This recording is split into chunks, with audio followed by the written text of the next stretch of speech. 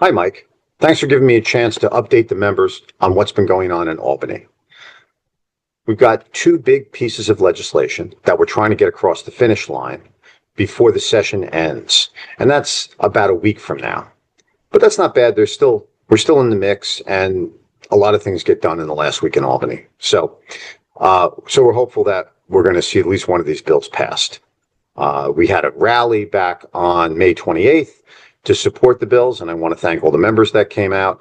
We were part of the New York State Building Trades rally, and it was encouraging to see everybody there. We got a lot of elected officials came to the rally, and that's a good sign. So let me tell you a little bit about the legislation. They're both bills to expand prevailing wage to cover new areas. So the first one deals with privately owned development projects that receive public subsidies from the government, things like tax abatements, grants, or low interest financing. And we passed some legislation on this back in 2020, but it hasn't worked out very well. We haven't gotten very many projects covered. So we have to work on the definitions. We're going to try to change those. We're going to try to change some of the percentages and the thresholds in the legislation to try to cover more of the work.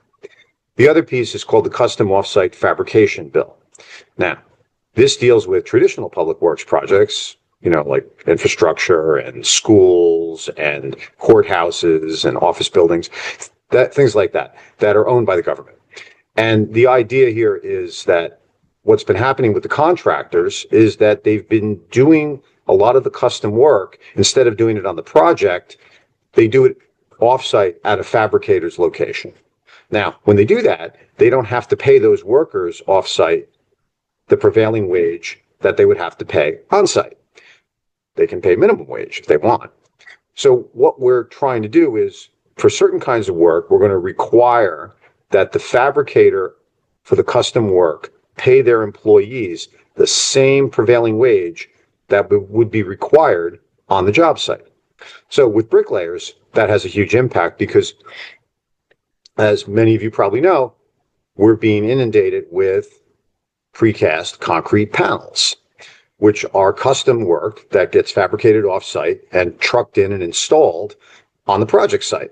So the idea, again, would be to force the fabricators to pay their workers, when they're installing something in New York City, the same rate that the bricklayer would earn for laying the block and brick in New York City on the project site.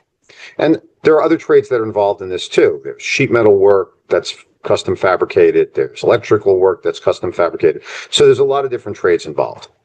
And our hope is that we get both these pieces of legislation passed before the end of session. So I may be reaching out to many of you through Constant Contact and ask you to send an email to the leadership of the state Senate and the state Assembly to urge them to pass these bills.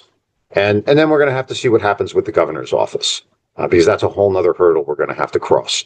So that's basically what's been going on in Albany. Thank you again, Mike. Appreciate all you do for the local and this opportunity to share some of our work with the membership. Thanks.